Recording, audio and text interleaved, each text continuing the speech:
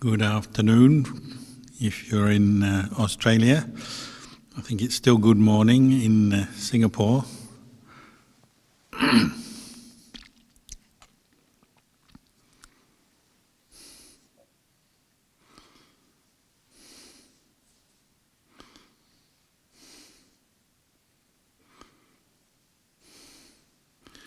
Still have questions coming in. So we have a few more written questions to answer.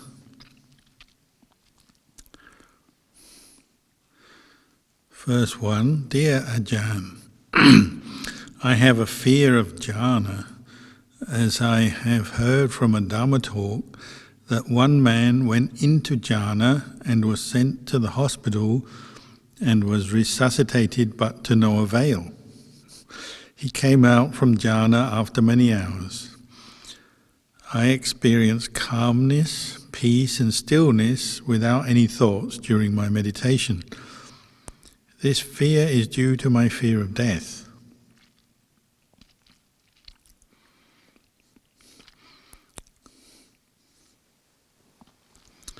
Well, I think you kind of answered the question in your question. It's really the fear of death and the unknown, not so much the fear of jhana. Because, of course, if you meditated and attained a state of jhana, your mind would be very peaceful and happy, and you wouldn't have much more doubts about jhana, and you would realize that true jhana, practiced with right view, right understanding, isn't going to be any kind of danger to you. It's only going to bring you good things. It's called what we call mahagata citta. It's a great state of mind. The mind is in one of the best states it can be. The only better thing would be, say, nibbana, magapala nibbana. So to attain a state of jhana is a good thing that we don't need to fear. But in practicing to achieve jhana, when the mind becomes still, you're obviously letting go of many things. Your mindfulness is focused around one single object, such as the breath. There are other objects, of course, but the breath is a commonly used meditation object. And your mindfulness is directed to the breath, knowing each breath in, each breath out. Body and mind tend to calm down, as I think you've already experienced maybe.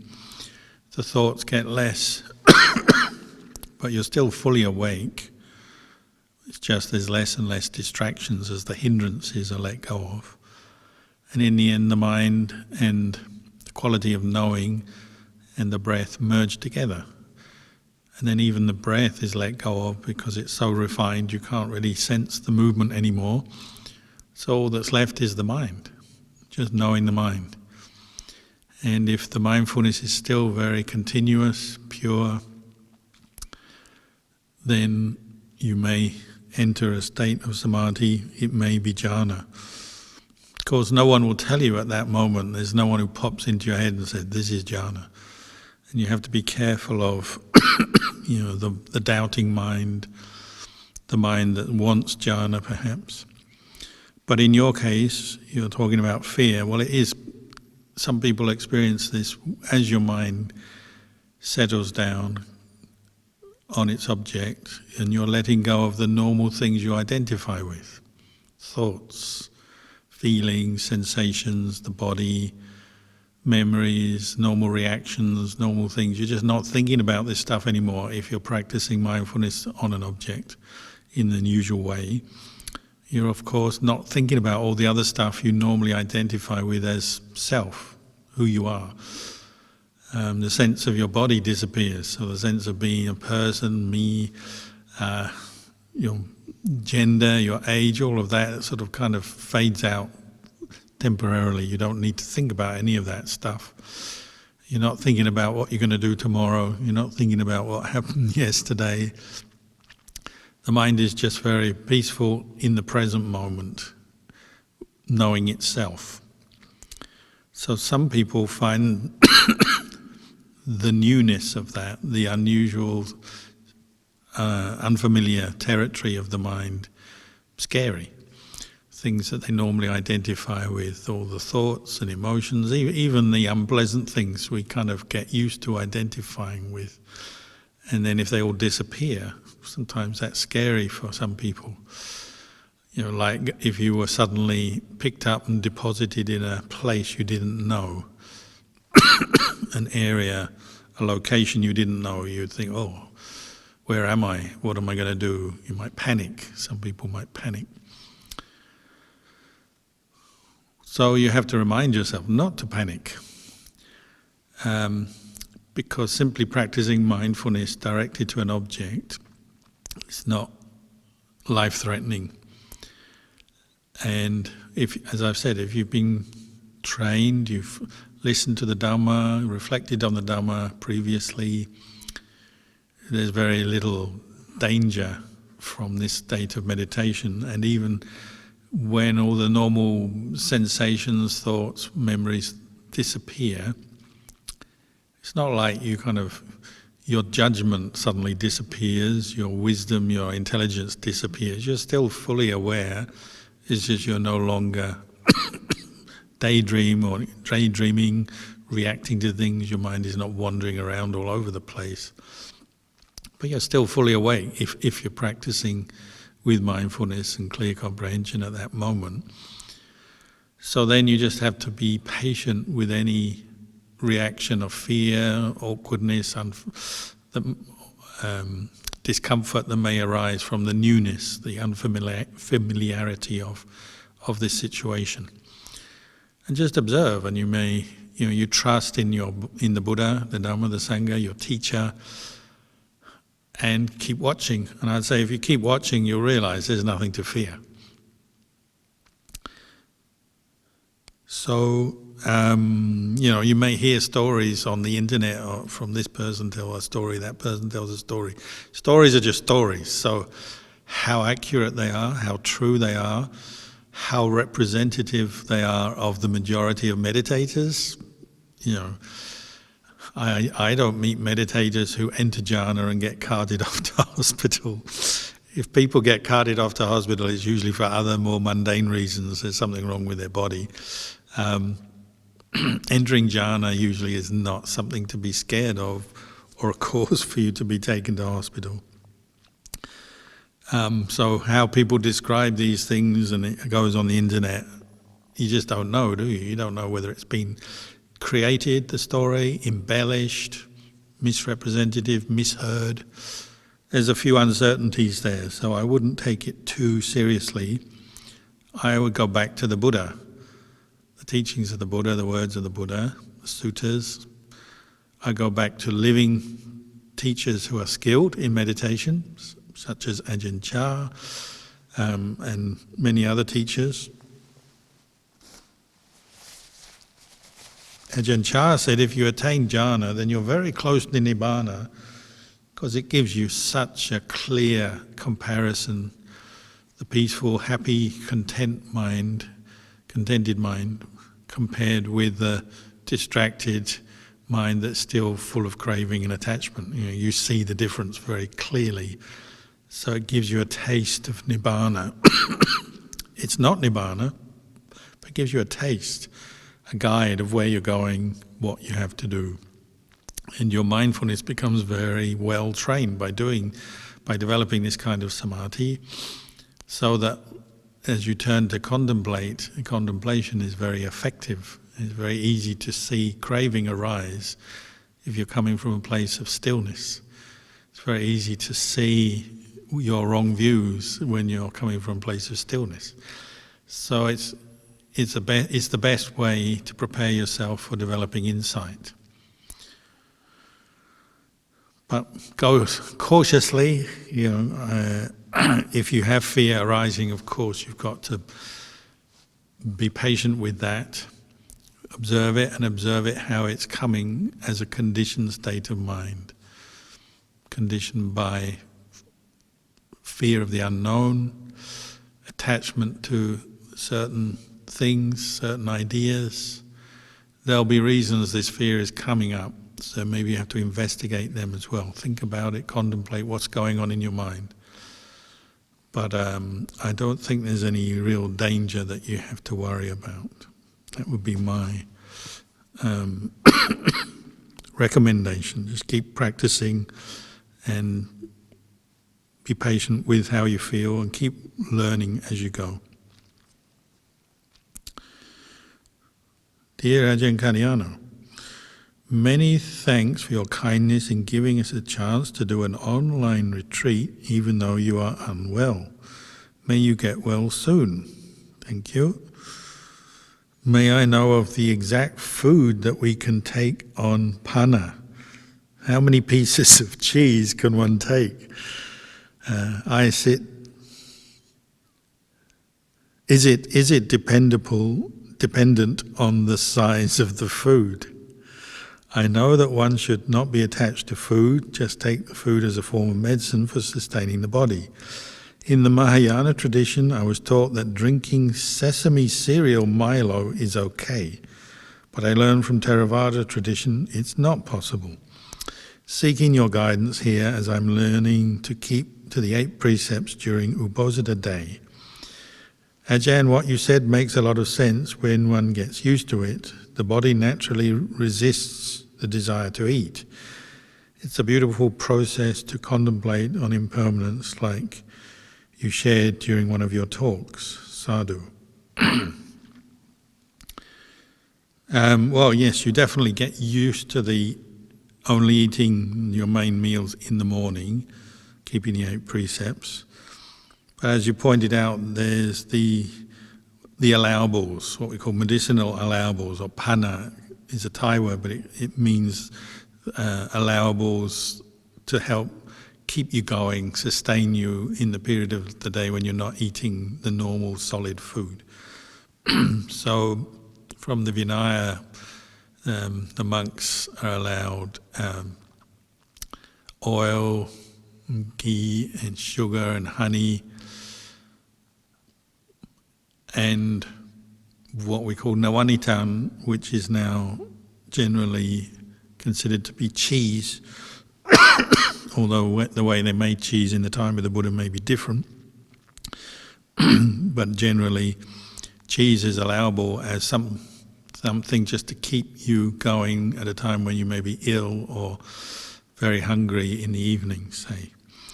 But you've asked, how many pieces of cheese? Well, it depends, doesn't it? If you're in a place where there's a lot of cheese and it's put in front of you, what we tend to do is if there's many pieces of cheese in front of us in the evening, we just keep eating.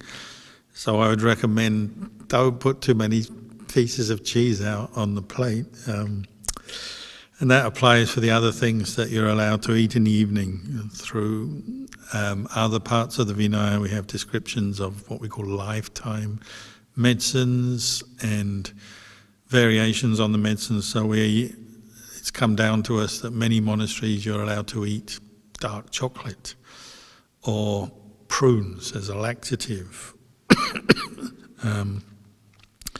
Various herbal remedies and even tea and coffee, fruit juices without pulp.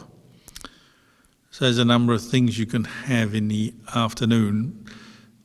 Each monastery, each tradition may slightly vary on this. Some are stricter than others, but the Mahayana tradition often they allow a little bit more. So like you say, you're allowed to drink sesame cereal or Milo in the afternoon. In our tradition, we're not. Those are considered still to be foodstuffs because they've got cereals, wheat, and other things in them.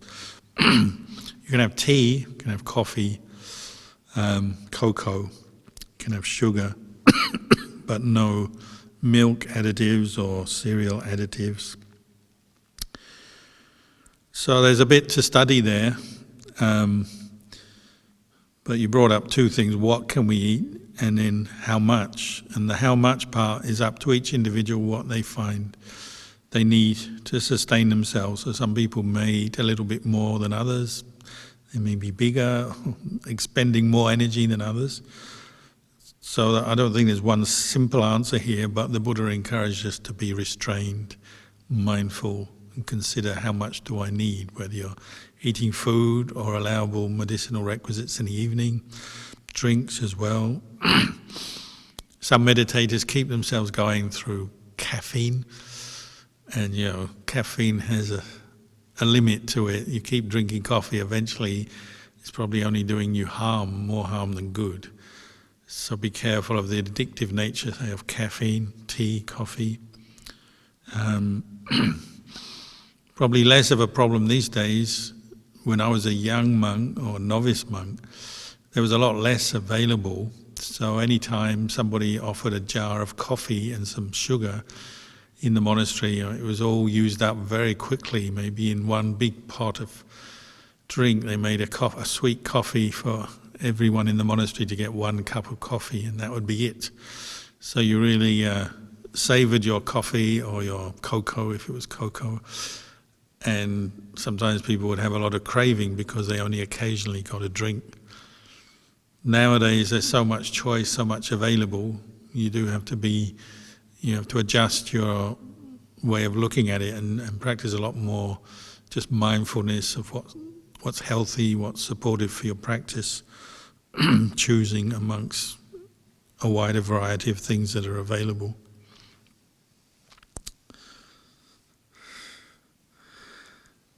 So, the basic thing is we don't eat afternoon, so you are allowed fruit juice and a few allowables just to keep you going in the evening, but no solid food. Dear Ajahn, do you have any advice for family members who have habitual tendencies to hoard items at home? It will take up a lot of space at home if the items are used. I discard them secretly on behalf of the family. So we have secret hoarders and we have secret discarders. There's a teaching in there, I think. My intention is to pass it on to others who might be able to use it better. I'm concerned my act may be breaking the precepts. There was an occasion I was beginning to ask on the whereabouts of items. They were asking you where certain things were, and I didn't respond as I know the person is not ready to hear. I guess you threw something out that they wanted. Seeking your guidance here, Ajahn, with gratitude. Monastery has this problem all the time. They keep offering us stuff, much more than we can use, so every day they bring it in, and then I'm spending all my time arranging to send it out again. So people offer robes, then Venerable Dabawitiko packs them up, and then we send them off to other temples where they have less robes, or overseas where they have less robes. People offer food, and then the monks put it all in a room, and then we send it off every week to the organisation that distributes food to those people who don't get enough food. So as fast as it comes in, as fast as we can get it out. Usually it's a fairly smooth system, and we're very happy to help people distribute things that are useful to other people because we have plenty here. Very occasionally it brings up an issue, like you say, like something from the stores is being given away because we think we got too much of it. And a monk will see it going to be given away, and they'll run after and they go, hey, wait, we need this. Occasionally it happens. So maybe the hoarders are like that. They hoard everything, hoarding everything for a rainy day. Here we can't hoard for a rainy day because it rains almost every day anyway. But hoarding for a rainy day, just in case, and then the one who wants to clear the house out is secretly going around removing everything. So I'm sure you could see the humorous side of this. It's very easy in this day and age, the consumer society, we get a lot of stuff, don't we? We earn money and then we can buy stuff, and often you buy something and you only use it once, but you can't bear to give it away because you might use it again. So hoarding is a modern problem, I think, with the proliferation of consumer products and wealth, general wealth. So try to practice restraint. If someone else is hoarding, well, you have to talk to them, I'd say. Try and talk to them and work out a plan for your household, how you're going to deal with this problem, but try not to make it into a cause for conflict or disharmony. Just discuss with attitude of goodwill, kindness. Try and encourage restraint, responsible living, and just do the best you can. If you really do become very addicted to giving away, it's possible you could break a precept, so you do have to be careful of that. Like in a monastery we have this problem. Something may be considered to still be owned by the monastery, and then someone comes along and says, oh, we should give this away, and they don't consult anyone. And you sometimes feel there's a bit of bad feeling made there because they didn't consult. So it could be the same at home, couldn't it? You give too much away too quickly without consultation. You may hurt someone's feelings or get them very upset, or they may even accuse you of stealing in that sense. So be careful. But just try to be reasonable in the way you think about how you purchase products, store products, how you live as a family or as a community.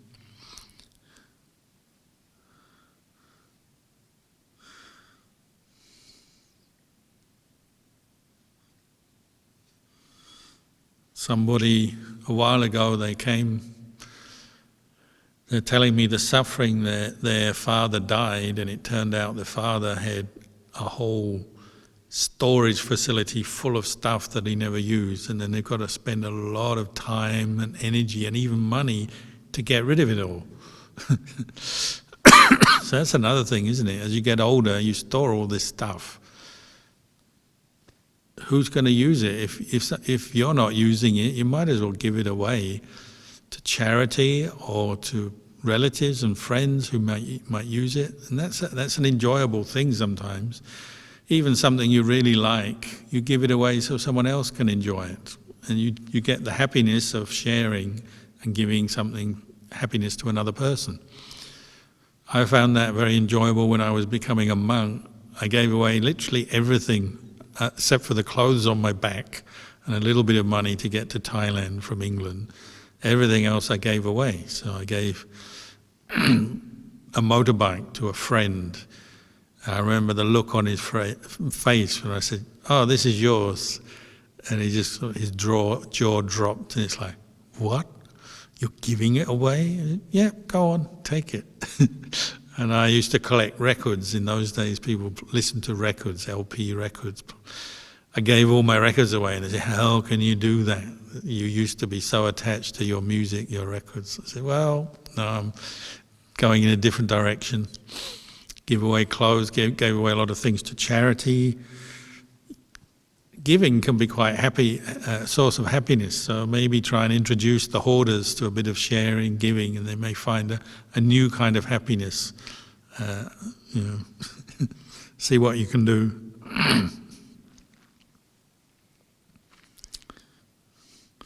The best one was it Lumpur Boa? If I remember, it was Lumpur Boa, who later became an arahant. Him and his wife. Well, he decided to become a monk after being a successful businessman for many years.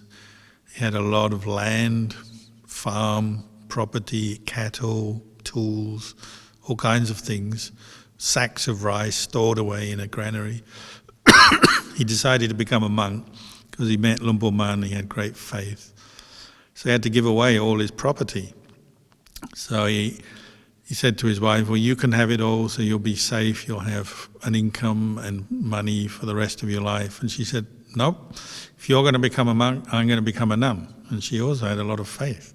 So they both were going to enter the Sangha. So then they got this house and property. So they had this huge garage sale equivalent, except for no money involved. They're just giving things away. So they made an announcement in the local town. And they said there'll be a giving away of property. Anyone who needs help, come to the house. And people queued up for several days. They were queuing up and everyone got something, a sack of rice, a tool, a chicken, a cow. And in the end, everything was given away, including the house, all the wood for the house, and all the the land was given. Nothing was left, and they went off and they became a monk and a nun, and Luang Por Bua became enlightened.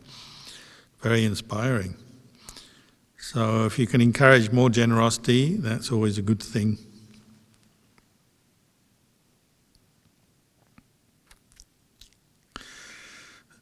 Ajahn, please kindly advise how to act skillfully in a situation where we cannot avoid but need to associate and interact with bad people.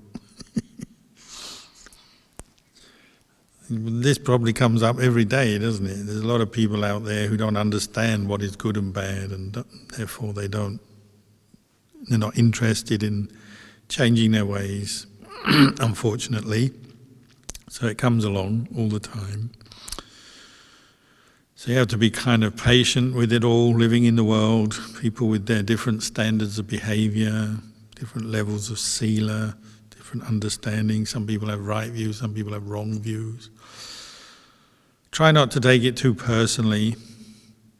You know, anyone acting under defilement, greed, anger, delusion, their actions start to become kind of ugly and harmful. That could be me, could be you. As long as we still have a defilement in the mind, some of our thoughts, some of our speech and action may be coming from defilement. Have we lost the signal? No, we haven't. Okay. Sorry, we've got a storm going on here, so just thinking we're losing the signal. When people act on defilement, it's ugly. But try not to see that as the whole story. Even what you might call a bad person has some good in them somewhere. And that's what you want to focus on and encourage. So try not to be too critical of the bad people, but know them, obviously, to know who is untrustworthy, who steals, who lies, whose practice of morality is a bit vague or non-existent, who's dangerous, who's a threat. You have to know this, don't you? So you get to know people over time and you adjust your behavior accordingly. So if someone is untrustworthy, they're competing with you or out to harm you to get you out of the way so they can get on and get ahead. We have to be careful around people like that. Don't give them opportunities to take advantage of you. So sometimes you have to be firm, stand up for yourself. Sometimes you have to seek help from other people who are in a position to protect you or guide you, help you. Sometimes we have to be proactive and protect ourselves. Other times, you just avoid them. A lot of people, you just avoid them. You know what they're like, so you don't mix too much with them. You don't spend too much time with them. If you have to interact with them for work, well, you interact as much as the work requirements require, and then avoid them. Don't socialise with them, don't spend too much time with them if you find them to be untrustworthy. Certainly don't share all your secrets with them and don't give them all kinds of power over you. Just interact mindfully, carefully, as much as is required by the situation. And just be careful. Monks, we are fortunate in one sense. You tend to meet the best of people because you're a monk. It brings the best out in people. But we still meet people of all kinds. And I've met murderers and thieves and bullies before. My first reflection is always, do I have those qualities still in me? Could I hurt someone else? Could I bully someone else? Could I take advantage of someone else? That's the first thing, isn't it? To reckon, if you see it in someone else, come back to yourself. Do I have that? So you can work on letting go of your own defilements, your own bad qualities. Then you may have to have a strategy if you do have to meet those people, or you work out how to do it so that you can be successful and protected and peaceful. So you may have to be very careful, keep your distance and so on. You just do the best you can sometimes, depending on who it is. If it's someone who's very manipulative, they're always out to get you, well, you just have to establish mindfulness every single time you're going to talk to them, work with them, be with them. You always have to be practicing and careful. That way you'll be protected. You have to keep your own precepts. So even if someone bullies you and annoys you and makes life miserable for you, don't give in to your own anger, because then you're on shaky ground. When you get angry and act in anger, you're on shaky ground. If you can keep patient and restrained, even in the face of a bully, everyone who's kind of outside the situation will praise you, and they'll say, oh, you're being bullied and you're doing a good job, being very patient, not losing your temper, not hurting them, not fighting them. Majority of people in the long run, they'll see that as a good thing. If you give in to your anger, then you're just as bad as the bully, and no one will want to help you, will they? So I know it's difficult in many situations, but you have to try your best to practice the Dhamma that you understand, the precepts, patience, mindfulness. Yesterday somebody sent me a video. It's a bit of a disturbing video actually. It was a monk getting bullied as he went on alms round in a marketplace.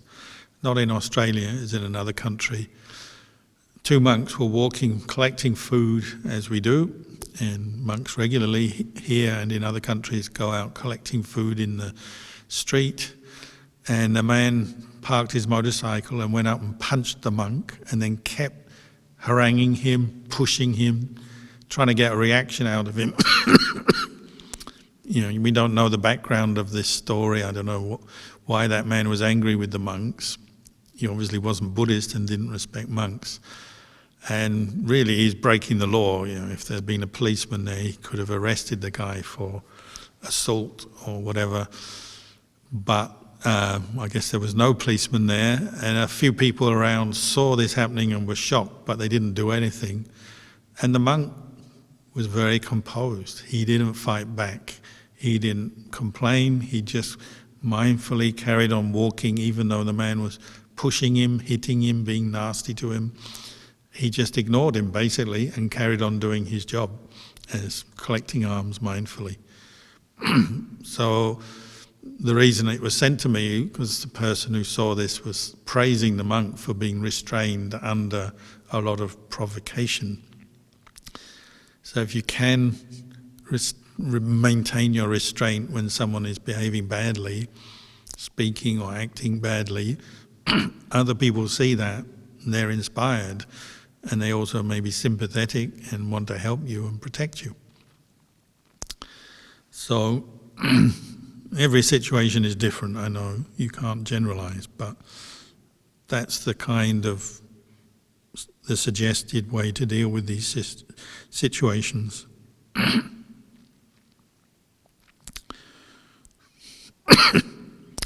Dear Ajahn, thank you for the guidance over the past 2 days.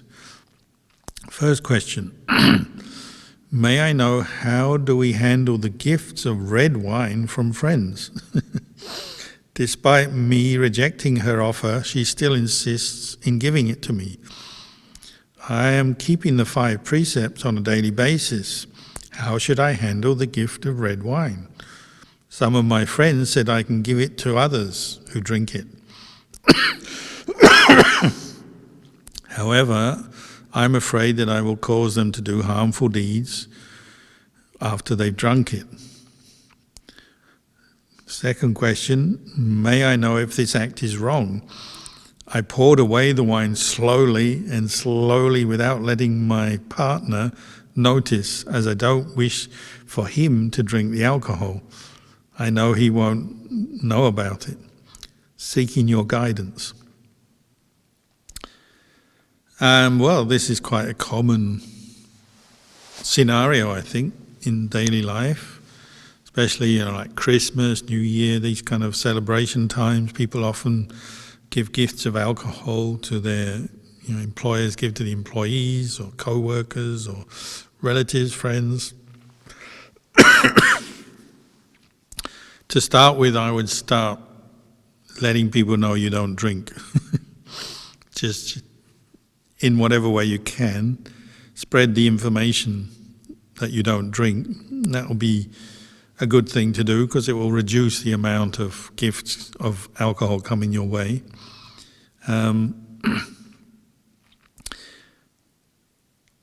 You said people keep giving you the gifts of red wine despite you rejecting the offering.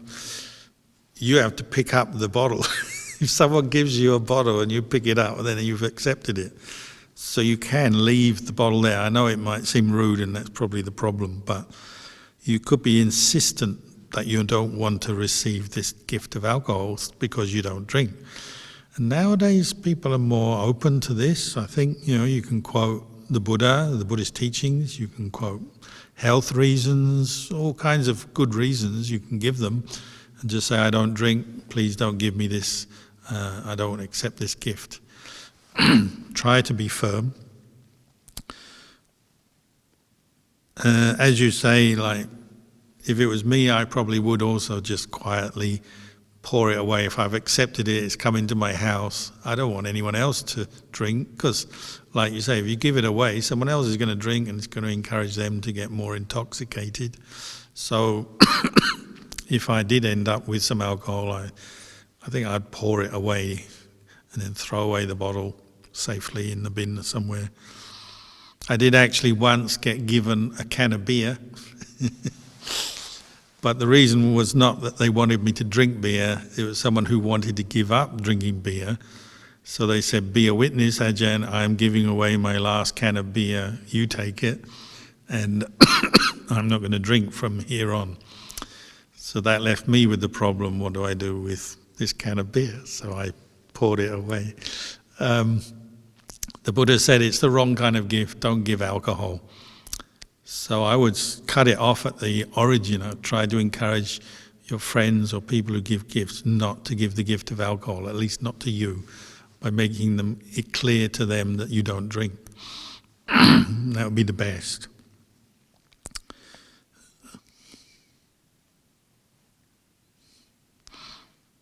I mean, we don't really need to go into the sort of the harm of drinking alcohol, states of intoxication, what that leads on to. I think most people understand that, so I'll leave that here.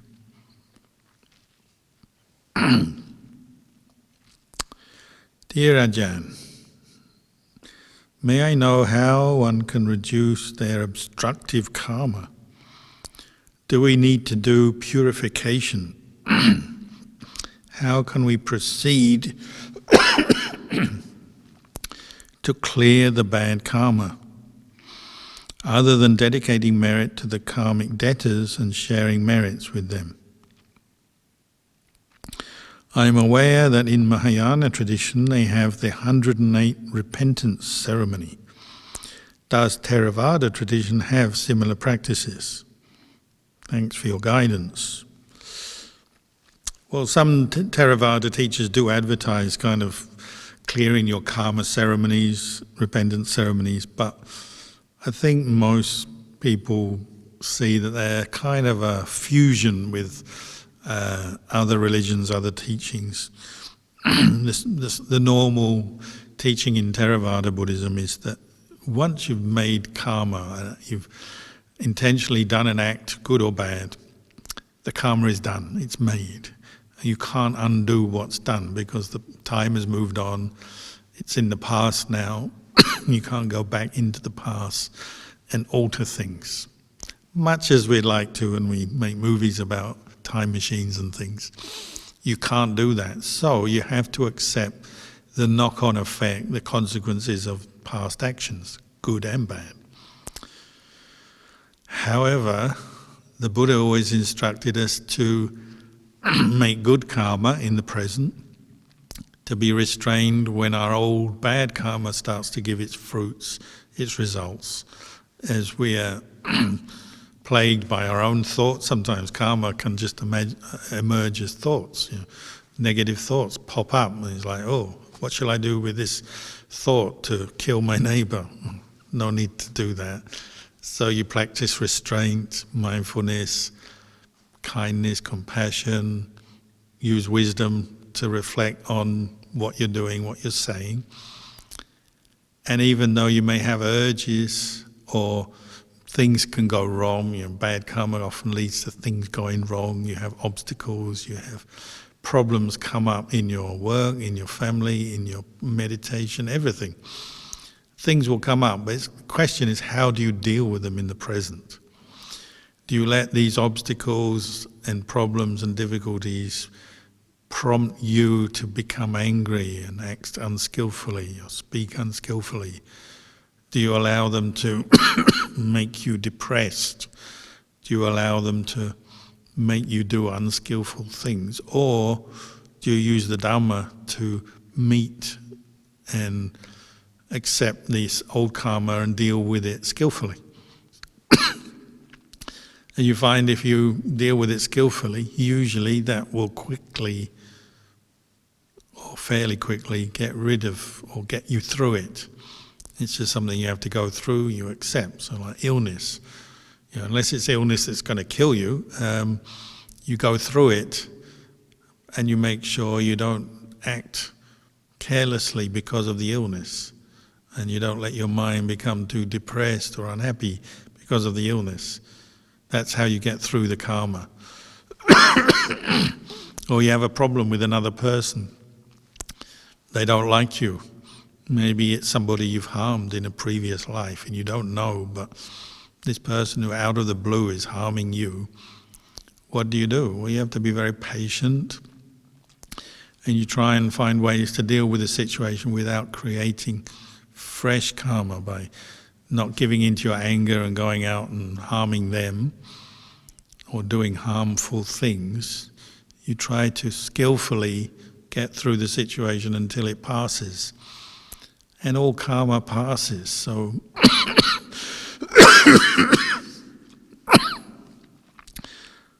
however bad it is, you'll be able to get through it over time. But your aim is to get through it skillfully. Of course, one other aspect is, say you've realized you've made bad karma in the past. You can remember you've killed animals, you stole, you were insulting, or you told lies, or you cheated on your partner, or you got drunk and did a whole load of stupid things, whatever. You can remember past unskillful actions. The way to change that karma for the better is to, having realized what you've done, now seeing the error of your ways where you've gone wrong, you make a clear determination not to act like that again. So, for example, there was one monk meditating in a cave. There were villagers hunting a deer nearby. He could hear them hunting this deer, and this deer, in fear, ran right into the cave and stood next to the monk meditating. Normally, deer don't want to be next to monks or anyone, but the deer felt this was his only chance because these villagers were shooting at it and they're on its trail. So they're making bad karma. And the deer stood by the monk, and then one of the villagers came up close to the mouth of the cave, saw the deer, saw the monk but didn't care, so he's a bit careless, and he shot at the deer. But the gun exploded in the face of the shooter. What you might call instant karma. He's shooting at a deer next to a monk, and it's in a monastery, so it's the wrong place to be hunting. The gun blew up in his face and he was really seriously injured. So he called for help, and the monk came out. The deer got away. The monk came out and he said, "Yeah, I can help you. I'll help dress your wounds, but you've got to promise me one thing." And the man was hurting so much, he said, "Yeah, anything, I'll promise you anything." Blood, and his face was injured. The monk said, "You've got to promise me you're going to stop hunting and you're going to keep the first precept and stop killing for your own good." And the monk explained the value of this. And the man perhaps the extreme situation brought him to his senses. He said, yeah, I promise I'm really going to stop. I can see the harm I'm doing with my killing, my hunting. So from that day on, the man gave up hunting. And the monk tended to his wounds and he recovered. He didn't die or anything. It's that kind of thing. You've got to realize where your precepts are harming you when you don't keep them. You act in unskillful ways, it harms you. And then you make this new, based on this realization, you make this new determination. I'm not going to do that again. I'll quit drinking, I'll quit killing, stealing, whatever. That's the way you get through your karma and change it. That's the way you purify your karma, as it were, by learning lessons, understanding cause and effect, and then say, from now on I'll be restrained, mindful, careful. In Theravada Buddhism, that's the way you're encouraged to practice. And people often, they say, well, you should go and do merit making when you're ill. It's your old karma plaguing you. Go and do some merit making, release animals and do good things. That is all good karma. It's a good thing, but it won't necessarily take away your illness. But what it does is bring you a lot of joy, hopefully, by doing good things, making offerings, doing charity, releasing animals, all the things people like to do. Brings you joy, maybe it's helpful to other people or other animals. It develops a lot of good karma, good energy, which makes you feel better. And this good feeling can boost your immune system and help you to get through your illness or whatever the problem is. But it can't just get rid of your karma. You shouldn't believe it like that or think it like that. But it helps you to get through by doing skillful things. It helps you to get through pain and difficulty and tragedy and so on. So try and understand it this way, I would say.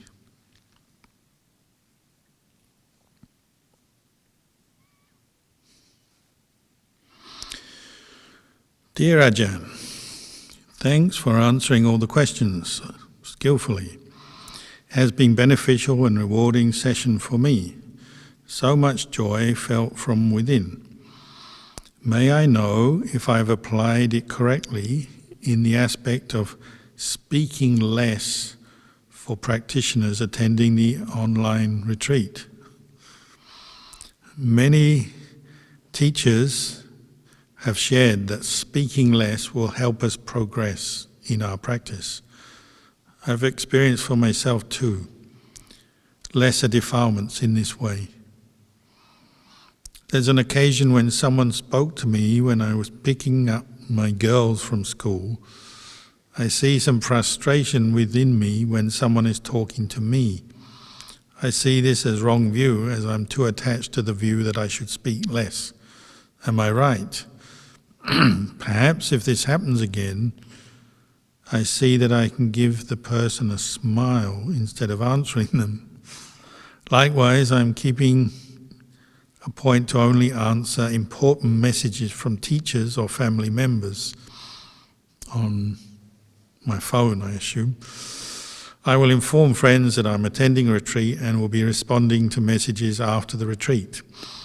If I see them sending messages after messages, am I on the right path, Ajahn? Yes, you are. Of course, if you go on retreat and you want to practice noble silence or minimize conversation and speaking with others, you have to let them know. You have to let them know you're on retreat, and that will help, because that will mean most people who get to hear will not contact you unless it's an emergency. There'll always be someone who doesn't know or forgets, so you have to be tolerant of them. So you have to be, wise in your attitude as you practice non-speaking. It's you that is not speaking. If people speak to you, you can't blame them for that. That's them. As I said, if you haven't informed them that you're on a retreat, practicing particularly strictly, they don't know, so they're going to relate to you in the normal way and speak to you, and you have to accept that. But like you say, you can keep it brief. So they speak to you and you just say, oh, I'm on retreat, or I haven't got much time because I'm doing something else, retreat. You smile, you're polite, friendly, but you keep it brief. Then there'll be very little disruption to your practice. So sometimes meditators have to learn this skill, how to minimize interaction with others, but not to the point where it creates a fresh problem of feeling guilty or them misunderstanding, getting upset, saying you're rude or whatever. You have to do it in a way that it's not creating extra or new suffering. So it's a kind of skill, isn't it? I know living in the world, this is the sort of problem you face, isn't it? You want to be restrained, mindful, meditate.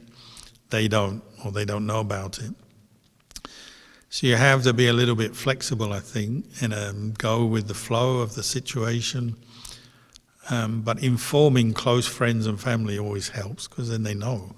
And then they won't get too upset or be surprised by it. But always be kind, forgiving, and patient with the talkers.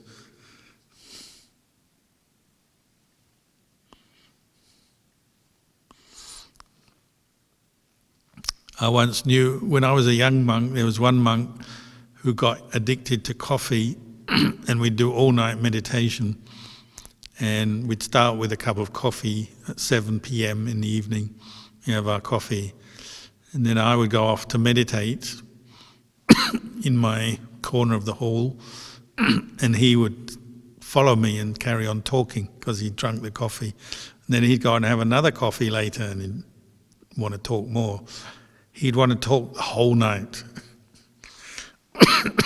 So I found that a very good practice, not to get angry with him. Even when I told him, I don't need to talk now, I'm going to meditate, he wouldn't stop. He couldn't stop himself.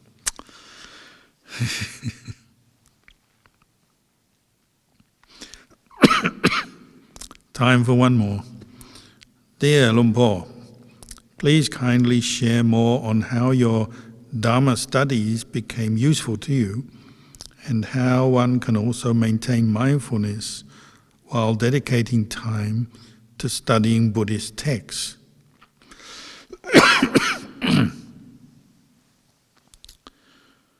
Well, study is part of the practice.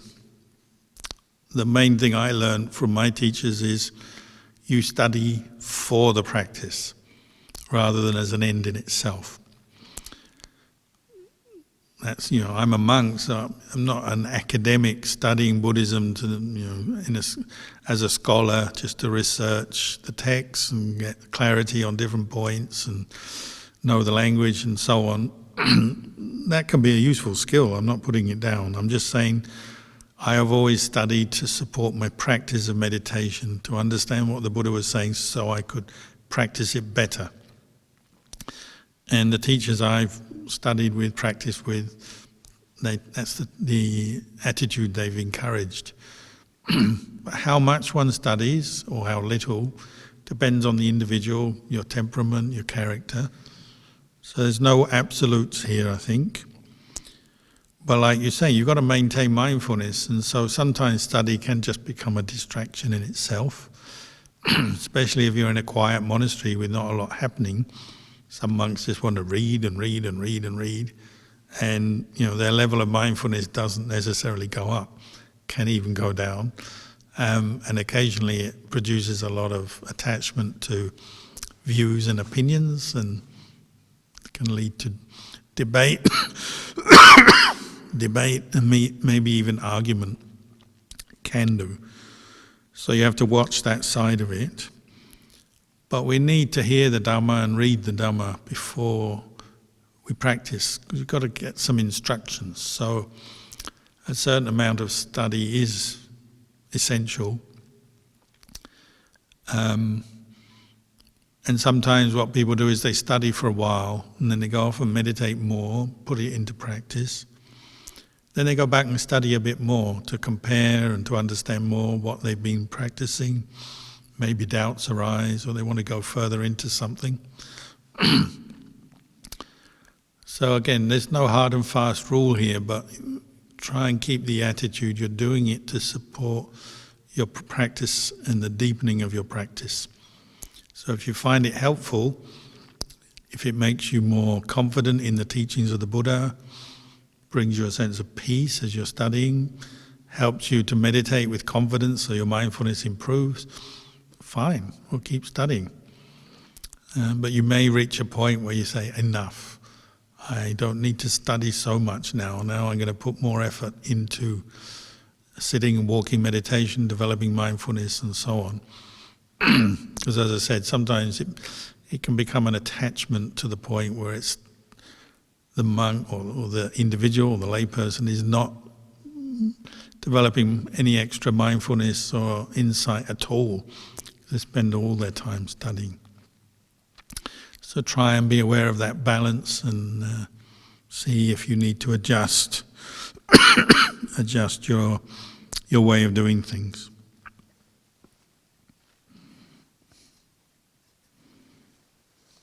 And